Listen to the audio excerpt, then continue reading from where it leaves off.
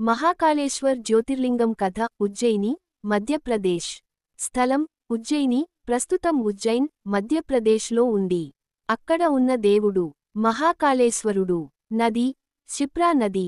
ప్రాచీన కాలంలో అవంతి నగరంలో భక్తుల రక్షణ కోసం శివుడు మహాకాళేశ్వరుడిగా అవతరించారు. ఒకసారి అవంతి దేశంలో చందసేనుడు అనే భక్తుడు ఉండేవాడు. అతను శివుని తీవ్రమైన భక్తుడిగా ఉన్నాడు. అతని నగరంపై రాక్షసులు దాడి చేయగా ప్రజలు శివునిని ఆరాధించారు. ఆ సమయంలో శివుడు మహాకాళేశ్వరుడిగా ప్రత్యక్షమై రాక్షసులను సంహరించాడు.